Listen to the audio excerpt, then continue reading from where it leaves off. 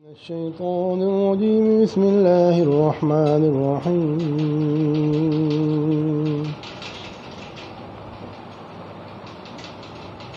يا بني أقم الصلاة وأمر بالمعروف وانهى عن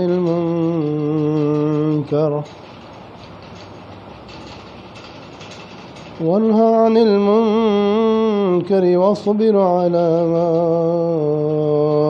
أصابك إن ذلك من عزم الأمور صدق الله مولانا العظيم۔ اللہ تعالی شانہ فرماتے ہیں کہ لقمان علیہ السلام نے اپنے بیٹے کو نصیحت کرتے ہوئے یہ بات بھی فرمائی کہ میرے بیٹے نماز قائم کرنا، اچھائی کا حکم کرنا اور برائی سے روکنا،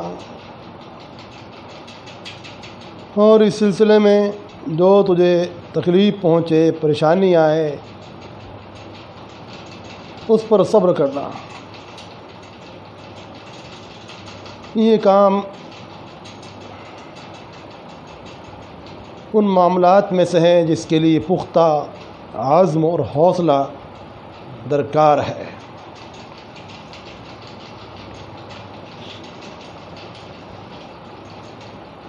کل بھی اسی آیت کے سلسلے میں کچھ گفتگو کی گئی تھی،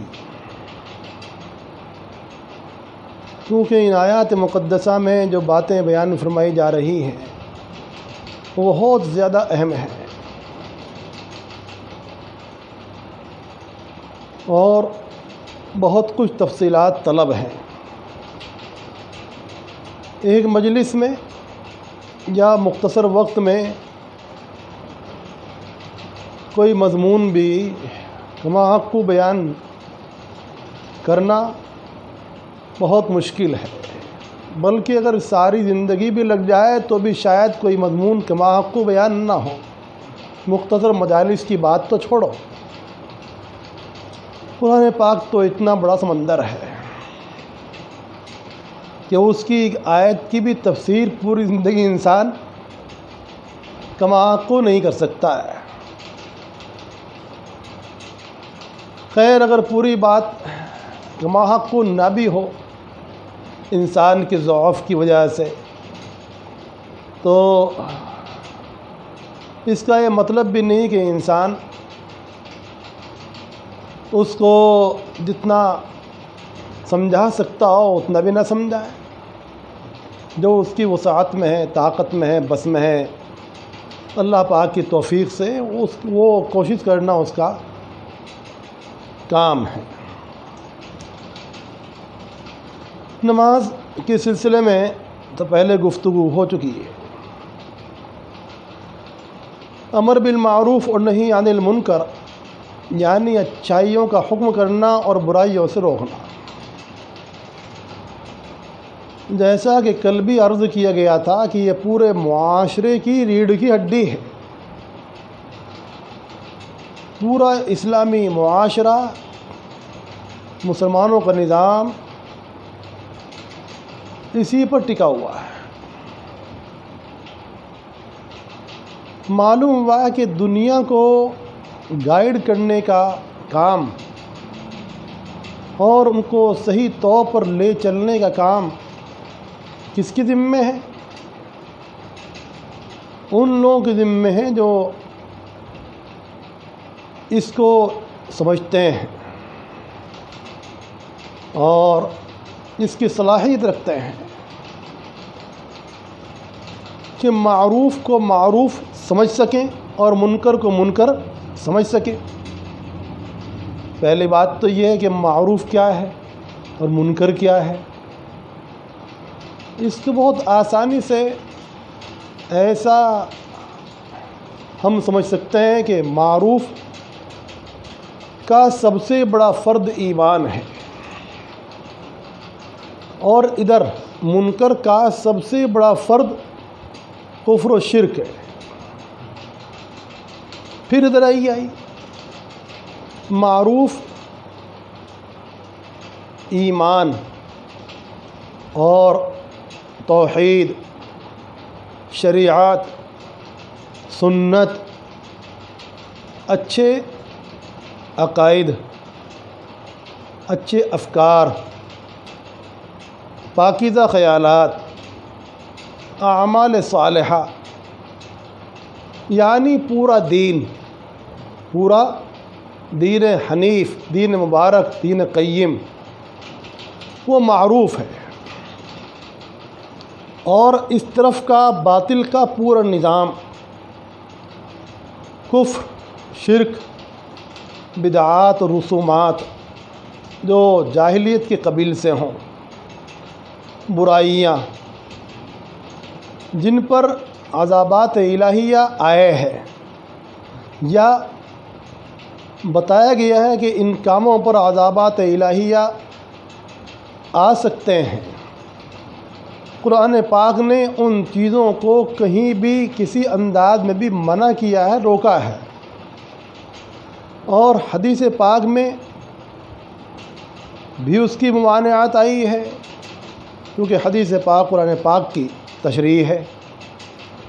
تو سنت میں جن چیزوں کو روکا گیا ہے، منع کیا گیا ہے، وہ تمام چیزیں درجہ بدرجہ منکرات ہیں، منکر کے افراد ہیں اور منکر کا خاندان ہے۔ یعنی خاندان تو ہوا معروف کا، جس کا شجرہ ایمان سے ملتا ہے، توحید سے ملتا ہے، جہاں ہر عمل خیر، ہر بھلائی جا کر مل جاتی ہے۔ اور یہ خاندان ہوا منکر کا، جو اوپر جا کر کفر سے، شرک سے ملتا ہے، اور اس کے نیچے شاخیں ہیں، جیسے معروف کی شاخیں ہیں، معروف کے افراد ہیں، اس کا خاندان ہے، اس کا پریوار ہے۔ تو ایسے ہی منکرات کے بہت سارے شعبے ہیں، اس کا پریوار ہے، خاندان ہے، بہن بھائی ہے، چھوٹے بڑے انداز کے سبھی، اور وہ سب کہاں ملتے ہیں؟ شریک ہو جاتے ہیں جا کر اوپر۔ تو ان تمام کو یہ سمجھنا کہ یہ معروف کا فرد ہے، یا سمجھنا کہ یہ منکر کا فرد ہے، یہ پہچان ہونا، یہ صلاحیت ہونا۔ جب خود اپنے اندر اس بات کی صلاحیت ہوگی، استعداد ہوگی کہ معروف کو معروف سمجھے گا، منکر کو منکر سمجھے گا، تبھی تو دوسرے کو اس کا حکم بھی کر سکتا ہوگا، کر پائے گا۔ اور اگر خود ہی اس کو معروف کے معروف ہونے کی صلاحیت نہ ہو، اچھائی کے اچھا ہونے کی صلاحیت نہ ہو، اور برائی کو برائی دیکھنے کی صلاحیت نہ ہو، اس کا قلب برائیاں کرتے کرتے، برے معاشرے میں رہتے رہتے، بروں کے پاس بیٹھتے بیٹھتے اتنا مرباد، خاکی، یعنی راکھ والا، گرد غبار والا اور معکوس پلٹ گیا ہو، العیاذ باللہ، کہ اس کو معروف اور منکر کی تمیز ہی ختم ہو جائے، جو ایمان کا بہت ہی کمزور اور آخری درجہ ہے۔ تو پھر انسان نہ خود قائم رہ سکے گا اور نہ دوسروں کو اس پر قائم رکھ سکے گا۔ اب خود بھی اس پر قائم رہنے کے لیے عزم چاہیے، حوصلہ چاہیے، پختہ ارادہ چاہیے کہ مجھے ہر حال میں ایمان پر، شریعت پر، سنت پر، توحید پر، اچھے اعمال پر، اچھے افعال پر، اچھے اقوال پر، اچھے عادات پر، اچھی باتوں پر قائم رہنا ہے، اور اپنے خاندان کو، اپنے پریوار کو، اپنے معاشرے کو، اپنے محلے کو، اپنے اعزاء اور اقربا کو، اپنے ملنے جلنے والوں کو بھی اسی کی تاکید کرنی ہے۔ جب اس کے دل میں یہ پختہ ارادہ ہوگا، عزم بالجزم ہوگا، تب اس کا اندر کا ضمیر اس کو اس کام پر ابھارے گا اور تیار کرے گا۔ تو اس کے لیے پہلی بات تو معروف ہونے کے علم کی ضرورت، منکر ہونے کے علم کی ضرورت، پھر عزم اور حوصلہ اور ارادہ اور جذبہ ہونے کی ضرورت۔ اور یہ کام انسان اپنے گھر سے شروع کرے، اپنے محلے سے شروع کرے، اپنی بستی سے شروع کرے، پھر عالم میں پہنچے۔ قرآن پاک نے جو ترتیب بیان کی وہ یہی ترتیب بیان کی، وَانذِرْ عَشِيرَتَكَ الْأَقْرَبِينَ۔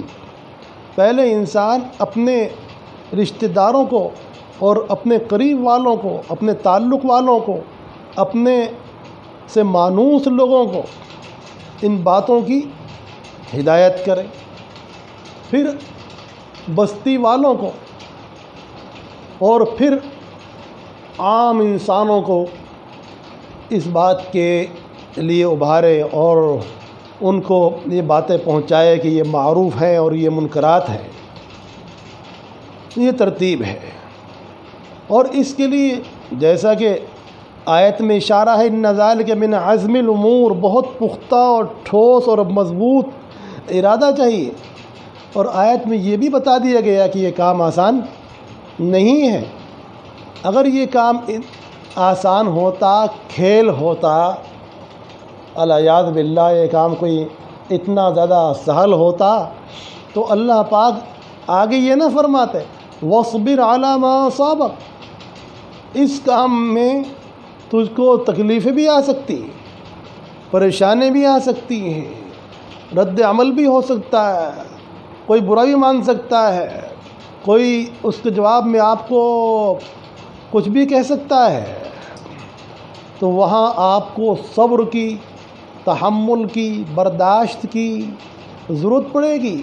اگر آپ نے اس کے جواب میں اس کو اور تلخ جواب دے دیا یا کوئی سخت بات کہہ دی تو پھر آپ اپنے مشن میں ناکام ہو جاؤ گے۔ وَاصْبِرْ عَلَىٰ مَا أَصَابَكَ۔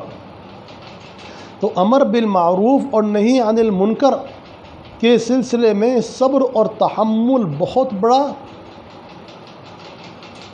ذریعہ ہے، ہتھیار ہے اور سبب ہے اور قوت ہے۔ تو صبر کی قوت، تحمل کی قوت، اور یہی انبیاء علیہ السلام کا اصل مشن تھا، اپنے معاشرے کی برائیوں کے خلاف آواز اٹھانا۔ صرف معروف کی حد تک وہ حضرات گفتگو نہیں کرتے تھے۔ معروف کی حد تک گفتگو کرنے میں تو وہ تکالیف انسان پر نہیں آتی۔ اچھی بات کا حکم کرو، بھائی اچھی بات میں تو کسی کو اعتراض جلدی سے نہیں ہوتا، بھائی ہاں اچھی بات ہے، مانتا تو ہے وہ بھی، اور چاہے کرتا نہ ہو لیکن مانے گا ضرور کہ بھائی آپ کی بات صحیح ہے۔ ہاں جس برائی کے اندر وہ مبتلا ہوگا، جب آپ اس برائی کو اس کے سامنے بیان کرو گے تو وہ یہ نہیں سمجھے گا الا ماشاء اللہ کہ یہ میری برائی کے خلاف ہے، میرے خلاف نہیں ہے، میری ذات سے تو اس کی بڑی محبت ہے، بڑی انسیت ہے، بڑا تعلق ہے، بڑا لگاؤ ہے، اسی لیے تو یہ میرے پاس آیا ہے سمجھانے کے لیے، ورنہ کون ہمت کرتا جو میرے پاس سمجھانے کے لیے آتا، کون نصیحت کے لیے آتا، کون خیر خواہی کے لیے آتا۔ تو یہ اعلیٰ درجے کی خیر خواہی اور نصیحت کا جذبہ وہی انسان رکھے گا جس کو آپ کی ذات سے کچھ بھی تعلق ہوگا کہ یہ انسان انجام کے اعتبار سے کسی پریشانی میں مبتلا نہ ہو، وہی تو آپ کو خبردار کرے گا، دیکھو اس روڈ سے مت جانا، آگے گڈھا ہے، راستہ خراب ہے، راستہ ٹوٹا ہوا ہے، وہی تو آپ کو بتائے گا یہاں گاڑی کو نقصان ہو سکتا ہے، یہاں دشمن مل سکتے ہیں، یہاں چور آپ کو مل سکتے ہیں، یا آپ کو پریشان کرنے والے مل سکتے ہیں۔ تو نفس کے سلسلے میں اور انسان کو برے دوستوں کے سلسلے میں کون آگاہ کر رہا ہے کہ نفس اور شیطان جو برے انسان کے دوست ہیں، چھپے ہوئے اندر کے برے خبیث دوست ہیں، ان سے آگاہ کون کرے گا؟ وہی کرے گا جس کے اندر مکمل ناصحانہ جذبہ ہو۔ یہ تو اس کا احسان ہے کہ وہ ہمیں خبردار کر رہا ہے، ہمیں وقتی طور پر بات بری لگ رہی ہے لیکن ہے تو اس کی بات حق. جب انسان غور کرے گا تو اس نتیجے پر پہنچے گا. اور یہی اس امت کی کیا خیریت کا مدار علیہ ہے. اس امت کی خیریت، اس امت کی فضیلت، اس کی افضلیت کا یہی نقطہ ہے دار و مدار کہ وہ برائیوں کو برداشت نہیں کرتے، ایک دوسرے کو تنبیہ کرتے رہتے ہیں، متنبہ کرتے رہتے ہیں، سمجھاتے رہتے ہیں. اور جب یہ بات ختم ہو جائے گی پھر کیا ہوگا؟ اللہ کی پناہ، اللہ کی پناہ. پھر کیسے عذابات آئیں گے، اور اس موقع پر انسان لاکھ دعا کرے گا، دعا بھی قبول نہیں ہوگی. جب لوگ اس کام کو چھوڑ دیں گے تو اللہ کے عذابات کے اور گرفت کے مستحق ہو جائیں گے، اور اس وقت دعا کرنے والوں کی دعا بھی قبول نہیں ہوگی. یہ ایسا اہم مسئلہ ہے. اللہ پاک نے اس کو فرمایا کنتم خیر امہ اخرجت للناس تأمرون بالمعروف وتنہون عن المنکر وتؤمنون باللہ، کہ تم بہترین امت ہو جو لوگوں کے لیے ظاہر کیے گئے ہو، اس لیے کہ تاکہ ان کو معروف کا حکم کرو، ایمان کا حکم کرو، ایمان لانے کی تاکید کرو، اور منکرات سے، کفر و شرک سے، خرافات سے ان کو ہمت کر کے